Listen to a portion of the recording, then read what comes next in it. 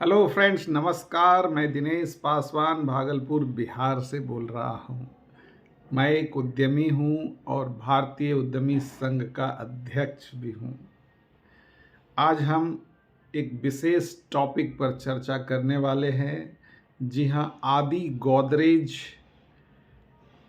को हम सब जानते हैं।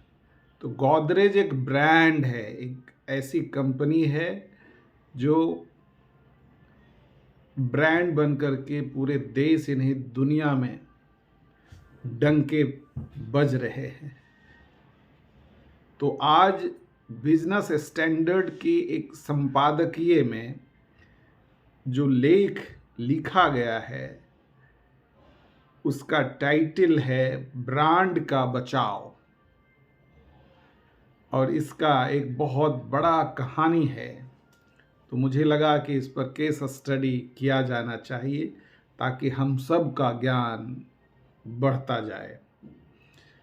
यह लगभग 127 वर्ष का इतिहास है गोदरेज समूह का। मजबूत ब्रांड बनकर के निकला है, विकसित हुआ है, और यह देश का 10 सबसे प्रतिष्ठित और मूल्यवान ब्रांड है, उसमें से एक गोदरेज ब्रांड है। और इसके कुछ ऐसे कंपनी हैं: Godrej consumer products limited, Godrej properties limited. ये सब कंपनी के माध्यम से पूरे देश ही नहीं विश्व में सैकड़ों प्रोडक्ट्स बनाए जाते हैं। उसमें सबसे लोकप्रिय ताला बना करके गोदरेज कंपनी पूरे देश के अंदर हाईलाइटेड हुई थी। जी हाँ, और ये ताला बनाने की जो प्रक्रिया है वो एक बड़ी अच्छी कहानी है। तो आर्देशिर गोदरेज पेशे से बैरिस्टर थे और मोहनदास करमचंद गांधी भी बैरिस्टर थे। ये दोनों साउथ अफ्रीका मोहनदास करमचंद जाते हैं और आर्देशिर गोदरेज ईस्ट अफ्रीका में जाकर के बैरिस्ट्री करते हैं। लेकिन वो इतने ईमानदार थे कि वह ईमानदारी के वजह से उनका बैरिस्ट्री नहीं चल पाया। सोचिए, एक बैरिस्टर बन करके सच बोलना कितनी बड़ी बात होती है। तो आज 21वीं सदी में क्या हम सच बोल पा रहे? तो ये सच बोलना कितना बड़ा गुनाह होता है, सच को पचाना कितनी बड़ी बात होती है। तो ये आर्देशिर गोदरेज जानते रहे। तो ये वो उस समय 1894 की बात है, और वहाँ से वो वापस आ जाते हैं इंडिया। और यहाँ पर बम्बई में ये एक फार्मा कंपनी में केमिस्ट के रूप में काम करते हैं आर्देशिर गोदरेज। और पारसी समाज के संभ्रांत व्यक्ति होते हैं मिरवान जी मुचेरजी कामा। ये नाम जो है आपको एक पुस्तक में जानने का मौका मिलेगा। पुस्तक का नाम है सक्सेस हाईवे। जी हाँ, सक्सेस हाईवे। और इसके लेखक है नीलेश परतानी। इस किताब को ज़रूर पढ़ना चाहिए, और इस किताब को पढ़ने के बाद ही आपको ये पूरे मूल मंत्र समझ में आएगा। मुझे यह जो है कई यूट्यूब मीडिया के माध्यम से भी मैंने रिसर्च किया है, तब जा कर के ये बातें मुझे मिली। और ये पुस्तक के बारे में ललन टॉप यूट्यूब से मुझे वहाँ चैनल से मिला है, और मुझे बहुत अच्छा लगेगा। इनका जो सब टाइटल है इस पुस्तक का, सक्सेस हाईवे का सब टाइटल है विश्व विजेता व्यापार के सक्सेस गाथाएं। सोचिए, इनमें से एक गाथा के ऊपर, यानी कि गोदरेज के ऊपर हम चर्चा करने वाले हैं। और गोदरेज के जो फाउंडर है, कह सकते हैं आर्देशिर गोदरेज, यह जाकर के कामाजी से मात्र 3,000 रुपया, 1894 की बात कर रहा हूँ, इन्होंने काफ़ी रिसर्च किया और जाकर के इनसे बातें की कि मुझे ताला बनानी है। तो उन्होंने उनसे कामाजी से उधार लेकर के वो जो है इसमें काफ़ी रिसर्च करते हैं और गुजरात से अनुभवी जो ताला मिस्त्री होते हैं उनको बुलाया। तो काफ़ी रिसर्च करने के बाद जो है ये वाकई में इनको सक्सेस मिलता है। और इससे पहले मुंबई में काफ़ी चोरियां हुआ करती रहती थी, जिसके वजह से पुलिस कमिश्नर ने न्यूज़ में कहा था कि आप अपने घरों को सुरक्षित रखें। तो इस न्यूज़ के वजह से आर्देशिर गोदरेज में एक युवा उद्यमी में काफ़ी जोश पैदा हो गया था कि वाकई में हम ताला बना करके लोगों को सुरक्षित रखेंगे। और जब उन्होंने बनाया ताला, तो वो ताला के साथ उन्होंने एक सर्टिफिकेट देने का काम किया, ये गारंटी के साथ मैं ये ताला दे रहा हूँ। तो लोगों को काफ़ी पसंद आया, आकर्षित हुए और हाथों हाथ ये कंपनी जो है वो के प्रोडक्ट को लेना शुरू किया। तो काफ़ी फेमस हो गए और पुनः जो है ये एक प्रोडक्ट पर स्थिर रहना नहीं चाहते थे, इस वजह से ये आगे बढ़ना चाहते थे। तो उस समय एंकर ब्रांड के रूप में ये ताला का निर्माण किया और पूरे देश भर के घरों में, वहाँ से मुंबई फेमस था। मुंबई वहाँ का उनका जो है टारगेट ऑडियंस था, ताकि वहाँ जो कंज्यूमर था टारगेट, वो कंज्यूमर तो लेंगे ही और वहाँ से रेफरेंस के माध्यम से पूरे देश में छा गया। तो ये एंकर ब्रांड काफ़ी नाम किया। उसके बाद वो अलमीरा बनाने लगे। तो ये अलमीरा भी बनाने के लिए अपने को काफ़ी सीखा और जो है मज़दूर जो है वो को काफ़ी क्या कहते हैं कि उनको फ्रीडम दिया कि आप ऐसा बनाओ कि देश भर में यह फेमस हो जाए और मजबूती के नाम पर जो है गोदरेज का नाम आए। तो काफ़ी संघर्ष करके यह गोदरेज बनाने में भी कामयाब हुए। तो ये बहुत बड़ी बात होती है। तो उसी समय इनको साबुन बनाने का मन आया। तो ये इन्होंने है ना जो है साबुन बनाया, छवि नाम का साबुन। और उसके बाद जो है नंबर 2 है ना साबुन बनाया। तो उस समय जो है जानवरों के चर्बी से साबुन बनाया जाता था। तो कई वर्गों को इससे थोड़ा सा क्या होता था घृणा होती थी, लेकिन इन्होंने रिसर्च किया कि हम वनस्पति ऑयल से भी साबुन बना सकते हैं और इन्होंने बनाने का काम किया है। अभी इनका साबुन सिंथॉल सब लोगों के बीच में बहुत ही लोकप्रिय है। तो उस समय जो है भारत रत्न रविन्द्रनाथ टैगोर को ब्रांड एम्बेसडर बनाया था। सोचिए कितनी बड़ी बात हुई होगी, है ना। तो रविन्द्रनाथ टैगोर जो है वह राष्ट्रगान का निर्माता रहे और वो उनके ब्रांड एम्बेसडर थे उनके साबुन कंपनी के। तो बहुत बड़ी बात है। और अभी के समय में गोदरेज का ब्रांड एम्बेसडर आमिर खान है। तो अभी भी आमिर खान का जो है प्रोडक्ट आते हैं। तो ये बहुत बड़ी बात है। 1936 में इनका निधन हो जाता है। 1936 के बाद जो है ये इनका जो है छोटा भाई जो है वह फिरोज शाह गोदरेज वही देखते हैं।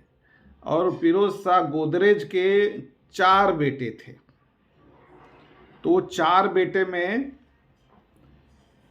एक थे सोहराब गोदरेज, इनको कोई बेटा नहीं था। दूसरा था दोसा गोदरेज, इनको एक बेटा हुआ रिमत, उनका फिर कोई वंश नहीं था। एक हुआ बुरजोर, इनको 2 बेटा हुआ, आदि गोदरेज और नादिर गोदरेज। यही अभी इस गोदरेज समूह के मालिक हैं, आदि गोदरेज।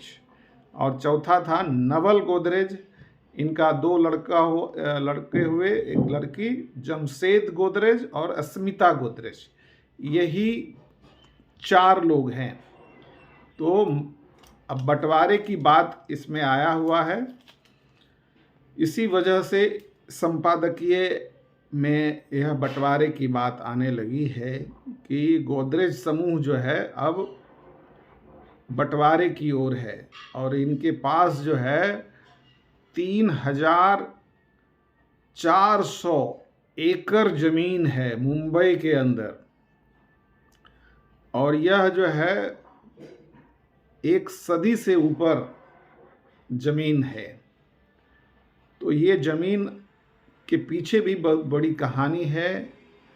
और महाराष्ट्र जो है उस समय पुर्तगालियों के शासन में हाथ में था। और पुर्तगाली के जो राजा थे उनकी बेटी हुई। तो जब वो बड़ी होकर के उनके शादी लायक हुए तो उनको ब्रिटिश के राजकुमार से उनकी शादी होती है। और वह जो है दहेज में उनको मुंबई दिया जाता है। उस समय सोना चांदी जेवरात के अलावा ये दहेज के रूप में मुंबई स्टेट दिया गया। और वो फिर जो है वो बहुत खुश होते हैं कि चलो भाई मुंबई स्टेट हो, लेकिन करेंगे क्या इस ज़मीन का। तो अभी जो मुंबई की जो कह सकते हैं कि पूरा अगर एरिया देखा जाए तो 1 लाख स्क्वायर मीटर से भी ज़्यादा है। लेकिन रहने योग्य जो ज़मीन है वह 34,000 वर्ग मीटर है। और इस तरह से इनके पास जो है एकड़ में, सॉरी वर्ग मीटर मैंने कहा, एकड़ में 34,000 एकड़ से ज़्यादा जो है रहने योग्य ज़मीन है। और इन गोदरेज के पास लगभग 10% जो है यानी 3,400 एकड़ ज़मीन इनके पास है। और ये ज़मीन भी जो है वो राजा जो है फिर ईस्ट इंडिया कंपनी को दे देती है कि भाई आप ये ज़मीन रखो लीज पर और हमको कुछ पैसा टैक्स के रूप में दे दिया करो। और फिर जो है वो किसी लोकल जो है लोगों को, पारसी जो वहाँ पर काफ़ी अमीर थे उनको दे दिया गया ज़मीन। और वो फिर जो है हाई कोर्ट के अधीन वो ज़मीन आ जाता है। और उसके बाद ऑक्शन होता है। तो ऑक्शन के बाद जो है यह ज़मीन जो है फिर वो बिक्री होता है। और वो जो है फिरोज़ शाह जो है वो ज़मीन खरीदते हैं। यानी कि यह जो आर्देशिर गोदरेज थे जो फाउंडर थे, को फाउंडर में फिरोज़ शाह गोदरेज थे, उन्होंने जो है ये 3,000 एकड़ ज़मीन हाई कोर्ट से ख़रीदा। और फिर 400 एकड़ ज़मीन अलग से। तो 3,400 एकड़ ज़मीन खरीदा। और वही अभी तक चलता आ रहा है, जिसमें 1,750 एकड़ ज़मीन पर जंगल बना हुआ है। तो इन्होंने कहा कि मुझे इस जंगल को कोई छेड़छाड़ नहीं करना है।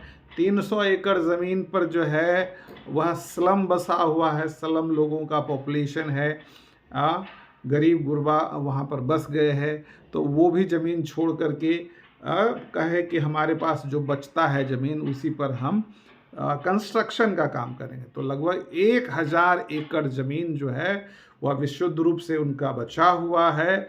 और उसी में जो गोदरेज कंस्ट्रक्शन की बात हुई है कि यहाँ पर लोगों को घरों को बना करके हम मार्केटिंग करें, सेल्स करें, तो हमारा इनकम जो है वह लाखों करोड़ में चला जाएगा। तो ये बहुत बड़ी बात है। लगभग 4 लाख से 5 लाख करोड़ रुपये में इनका बिजनेस हो सकता है। तो इसी वजह से ये दोनों भाई बहन और ये नवल गोदरेज के पुत्र और पुत्री जमशेद गोदरेज और स्मिता गोदरेज, और वुरजोर गोदरेज के आदि गोदरेज और नादिर गोदरेज, यही 2-4 लोगों में यह जो है विवाद बना हुआ है। लेकिन ये विवाद बहुत ही सभ्य तरीके से, एक आम लोग भाई भाई में टकराते हैं, गोलियां चल जाती है मर्डर हो जाते हैं ज़मीन के बंटवारे के लिए, 100 गज ज़मीन लेने के लिए मारा पीट होती है, कुछ भी। लेकिन ये लोग कम से कम इतने संभ्रांत हैं, इतने मेंटल फिटनेस है, मैच्योर्ड है कि काफ़ी रिसर्च करते हैं और आसानी से मिल बैठ करके बंटवारा करने की बातें करते हैं। तो ये बहुत बड़ी बात है और निश्चित रूप में हम सभी को इनसे सीखनी चाहिए। और ये ज़मीन निश्चित रूप से इनको मिल बैठ करके बांटेंगे और ये सफलतापूर्वक इनके हो जाएंगे। इसके गोदरेज कंपनी में खासकर पर्सनल केयर के बारे में है ना, होम केयर प्रोडक्ट्स हैं, एरोस्पेस हैं, गोदरेज प्रॉपर्टीज़ हैं, ऐसे 300 कंपनियां प्रोडक्ट बनाए हुए हैं ऐसे कंपनियों से। और निश्चित रूप में जो गोदरेज का हेयर डाई है काफ़ी फेमस हो गया है। तो यह नाइजीरिया में है, और नाइजीरिया में तो इनके पास ऑयल रिफाइनरी है। जी हाँ, ऑयल रिफाइनरी का प्लांट है गोदरेज के पास। तो ये बहुत बड़ी बात है। और सिंथॉल साबुन जो है वो काफ़ी फेमस है। तो ये बहुत बड़ा जो है कस्टमर जो है इनके साथ जुड़ा हुआ है। 50,000 घरों में कह सकते हैं कि 50 करोड़ घरों में, उससे भी ज़्यादा, मतलब पूरे भारतवर्ष में और विदेशों में इनका काफ़ी, इनके कंपनियों का जो प्रोडक्ट है वह फेमस है। तो ये 100 साल से भी ज़्यादा ये संपत्ति को कैसे आगे बढ़ा करके ले गए हैं। हम सबको भी इनसे प्रेरणा लेनी चाहिए कि आपस में लड़े बिना, झगड़े बिना, हाँ, इसको समाधान हम करते हुए हम आगे बढ़े। और जैसा हम सब जानते हैं कि भारत जो है वह एक लोअर मिडिल इनकम वाला कंट्री है ना। इसको हम कहते हैं एक निम्न मध्य आय वाला देश है। तो हम एक पिज्जा को किस प्रकार बांटें तो पिज्जा को देखिए, ध्यान में रखिए, और पिज्जा को आप किस तरह से डिवाइड करेंगे और किन के लिए, तो ये भी एक समस्या है। और पूरे देश में जो है वो एक गंभीर समस्या चल रही है, चूँकि चुनाव का माहौल है। और जहाँ तक संपत्ति कर से है ना, वो कितने को फ़ायदा होगा, सरकार को होगा, तो ये सब चर्चाएं अभी जोरों पर है। तो हमें अभी गोदरेज समूह से यह सीखने को मिला है कि हमें एक तो लड़ाई नहीं करनी चाहिए, और जो प्रॉपर्टीज़ आपको मिल रहे हैं पूर्वजों से, उसको शांतिपूर्वक करते हुए, आपस में भाईचारा रखते हुए इसको आगे बढ़ाना है। और हम सभी का लक्ष्य जो है अपने कंपनी को विकसित बनाए रखना है। तो ये कितनी अच्छी बातें हैं, यह सीखने लायक है। और इसी वजह से बिजनेस स्टैंडर्ड की संपादकीय में यह जो है ब्रांड का बचाव टाइटल से यह बातें लिखी गई है। मुझे बेहद अच्छा लगा। और निश्चित रूप में हम सभी को अपने केस स्टडी के माध्यम से हम सबको अपने ज्ञान को बढ़ाते रहना चाहिए। आज के लिए बस इतना ही। बहुत बहुत धन्यवाद। और आप सब मुस्कुराते रहे, क्योंकि मुस्कुराने से आपका जो है वो खून का संचार बना रहता है और आपका बीपी हमेशा कंट्रोल में रहता है और आप जब खुश रहेंगे तो आपका परिवार भी खुशहाल रहेगा। बहुत बहुत धन्यवाद। नमस्कार।